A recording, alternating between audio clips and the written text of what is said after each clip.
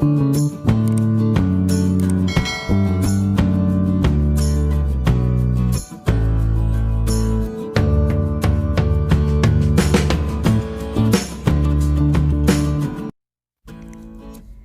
mga ka-bakers dyan! Welcome back sa aking channel.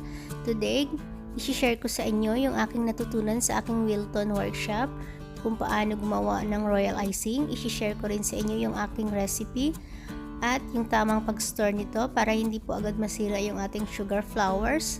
Ito po ay tumatagal ng hanggang 1 buwan po. Basta po nakalagay lang po siya sa airtight container. So tara po, mag-uumpisa na tayo. Sa isang bowl, pagsama-samahin lang natin lahat ng ating ingredients, yung ating powder sugar or icing sugar. Dapat po sifted po yung ating icing sugar. Then yung ating meringue powder. Kung wala po kayong meringue powder guys, pwede po kayong gumawa pa rin kahit wala nito. Isang 1 egg whites lang po, then 2 cups icing sugar sifted. Then ibibit nyo lang siya hanggang sa mag-stiff fix na siya. Same lang po yung kalalabasan nila. Sa recipe po na ito, makakagawa kayo ng 2 1/2 cup na royal icing. Ngayon, imimix lang natin siya hanggang sa mag-combine. Then, i-add na natin yung ating warm water.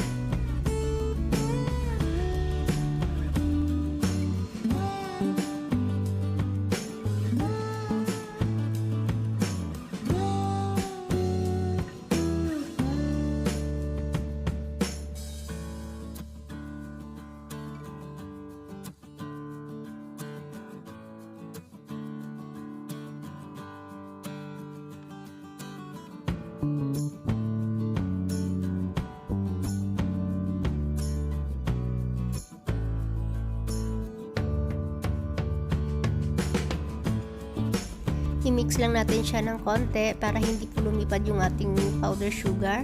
Then, ibibit na natin siya medium speed muna ng 5 minutes.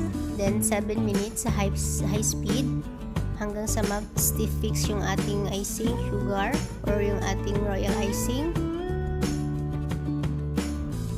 Sa mga ka-bakers dyan na laging nagmamadali or wala nang time gumawa ng flowers, so ito po yung para sa inyo guys. Gumawa lang kayo ng mga flowers ahead of time, iba-ibang kulay or iba't ibang design ng flowers, then ilagay nyo lang siya sa airtight container. Then pag ginamit nyo na siya, ilalagay nyo lang siya diretso na sa inyong cakes or cupcakes.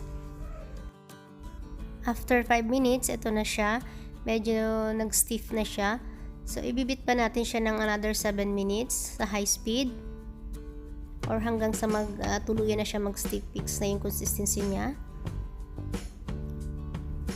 After 7 minutes, ito na yung ating royal icing. Ayan, tayong-tayo na siya at bumibigat na yung ating mixer. So, ibig sabihin, ready na po siya. Ayan. Ngayon, sasabihin ko po sa inyo yung tamang pag-handle ng royal icing para hindi po siya agad matuyo kasi ang royal icing po ay mabilis po siya mag-dry. Ngayon, tatakpan natin or mag-ready kayo ng basang towel, itatakip nyo dito sa inyong mixing bowl para hindi po mag-dry agad yung inyong icing. Then, kuha lang kayo, pagkatapos nyo kumuha, pag halimbawa maglagay kayo ng kulay, kuha lang kayo dito, then tatakpan nyo siya ulit ng basang towel para hindi po siya mag-dry. Ayan, dapat yung consistency ng ating royal icing.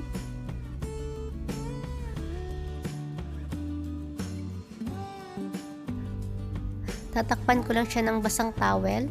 Ayan, para hindi siya mag-dry agad. Then ngayon, ire-ready ko lang yung aking piping bag. Then kukuha lang ako or scoop lang ako dito ng konting portion ng ating royal icing. Lalagyan ko ng kulay. Then tatakpan ko siya ulit ng basang towel.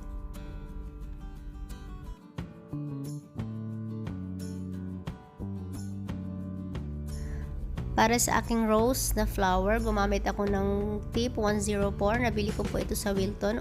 Pero kahit anong rose na design po, pwede pong gamitin dito. Or kahit anong gusto nyong flower. Ayan. I-ready lang natin siya. Then ngayon, kukuha lang ako dito sa ating royal icing ng konting portion lang. Lalagyan ko ng kulay. Pwede po kayo mag-mix dito sa itong maliliit na bowl. Then, pwede rin dito sa disposable na cup. Akin po ito yung ginamit ko para mabilis po siyang itapon or hindi na ako maghuhugas. Pag hindi nyo naman po naubos gamitin yung inyong royal icing, pwede nyo po siyang ilagay sa naka-airtight container po. Sa room temperature lang po. After 2 weeks po siya, hindi siya nasisira. Then, pag ginamit nyo na siya ulit, i-whip nyo siya hanggang sa makuha nyo ulit yung tamang consistency niya. Remind ko lang po, bago po kayo mag-start, dapat po malinis po lahat ng ating tools na gagamitin. Para naman sa aking rose, ito yung ginamit ko, food color na yellow. Ito po yung gusto ng customer para sa kanyang cake. Ayan, then imimix lang natin siya, then ilalagay natin siya dito sa ating piping bag. Then ngayon, after natin malagay sa ating piping bag yung ating royal icing, mag-ready din po kayo ng isang towel na basa. Kasi after natin siya ilagay sa piping bag, ilalagay muna natin siya sa towel na basa para hindi po siya mag-dry. Then, naglagay ako ng iba't ibang kulay dito sa ating piping bag. Then, binalot ko siya lahat dito sa ating basang towel para hindi po siya mag-dry. Ayan. So, ayan na yung aking disposable cups na ginamit. Ayan. Pag ito ginamit nyo, hindi na kayo maghuhugas. Diretso na tapon. Ngayon, gagawa na tayo ng base ng ating rose. Gumamit ako ng wax paper or baking paper para mabilis pong maalis yung ating rose flower. Ayan, gagawa muna kayo ng base, pinaka base nya. Ayan, then ipapipe nyo siya paikot yung pinaka first petal ng ating rose.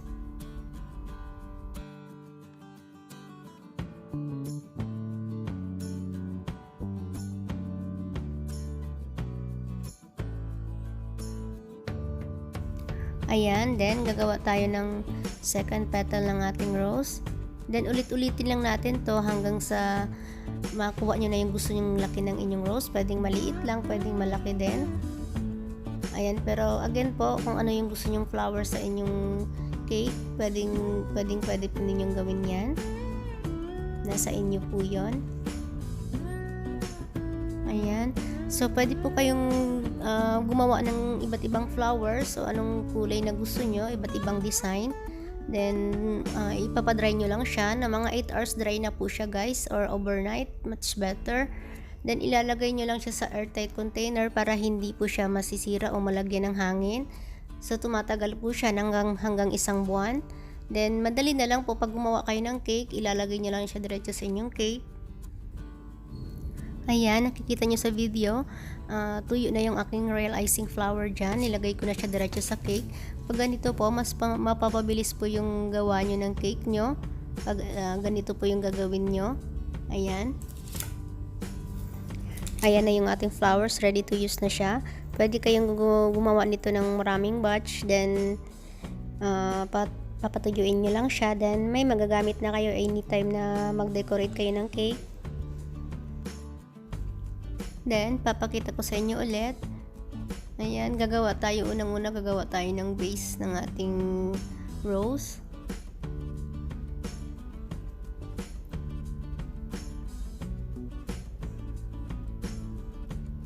Ito yung pinaka-base niya. Then, gagawa tayo ng first petal, then next petal, hanggang sa makuha niyo yung gusto nyong laki ng inyong rose.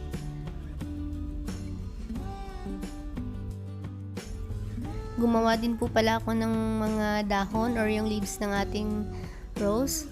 Pinadry ko rin siya para ilalagay ko na lang din siya pagkatapos ko maggumawa ng cake. Ipapatong ko na lang din siya.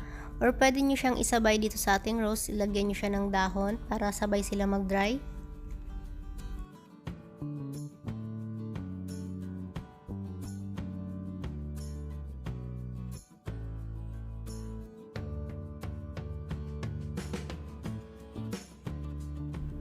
Yan yung mga cakes na ginawa namin nung workshop namin na nilagyan namin ng royal icing flowers.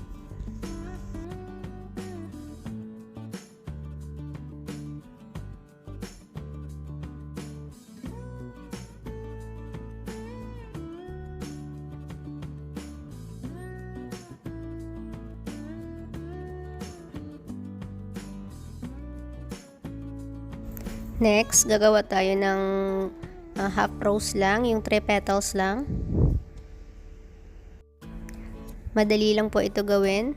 Sundan nyo lang po yung ginawa ko.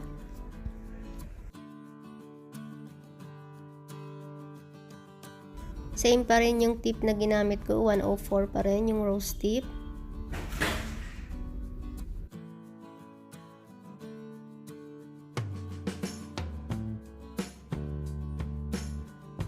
I-attach nyo lang siya dito sa ilalim ng isang petal na ginawa nyo. Then, ipipress nyo siya hanggang sa mag-form siya ng ganyan.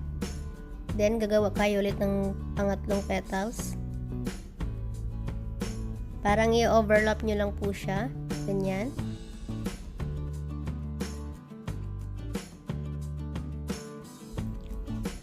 Then, lalagyan natin siya ng maliliit na dahon sa gilid or sa ilalim. Pwedeng 2 petal or 3 ang gagawin nyo.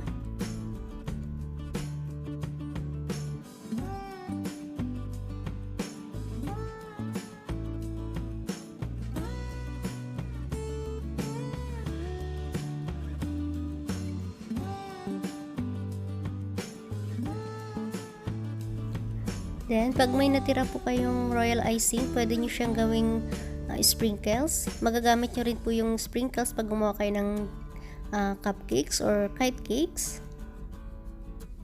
Gumamit lang po kayo yung pinakamaliit na butas na piping tip para sa ating sprinkles. Ayan yung sprinkle na ginawa ko, yung may natira nga dito sa ating paggawa ng flowers. May natira siya, so ginawa ko siyang sprinkle. Sabay lang din po siya nag-dry dito sa ating ginawa ng mga flowers. Ayan, mas mabilis po siya mag-dry kasi mas maliliit siya.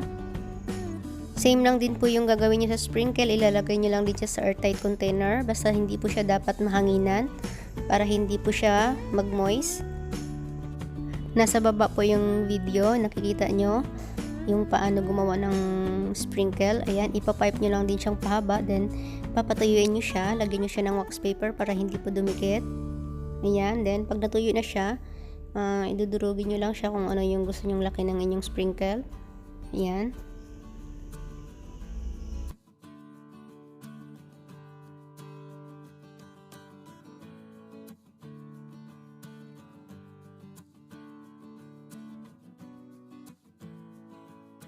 Gaya ng sinabi ko po, pwede nyo i-pipe diretso yung dahon ng dito sa inyong rose para mabilis din po siya, sabay po silang matuyo. Ayan, or pwede nyo siyang gawing nakaseparate. Gumawa kayo ng maraming dahon, then ilalagay nyo lang dito sa airtight container. Then pag gumawa na kayo ng cake, tsaka nyo siya ilagay dun sa inyong rose na ginawa. Gumawa lang din po ako ng flowers dito sa aking, ang ginamit ko po ay yung pang barbecue na stick. Pwede nyo pong gamitin yung toothpick kung meron po kayong available dyan. Para kung gusto nyo mas maliit na flowers, ito po yung ginamit ko. Ayan. Then, papatuyuin nyo lang din siya overnight para tumigas siya bago nyo siya ilagay sa cake.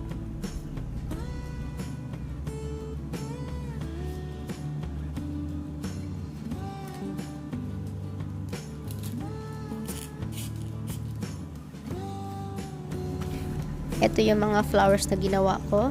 Ayan, nakikita nyo sa screen. Yan yung mga cakes na nilagyan ko ng mga sugar flowers. Ayan, ito yung ginawa ko. Ginamit ko dyan. Sana po may natutunan kayong bago ngayon dito sa ating tutorial. Sa mga hindi pa po nakapag-subscribe sa aking YouTube channel, please do like, share, and subscribe para updated po kayo lagi sa aking susunod pang mga videos. Salamat po sa inyong panonood.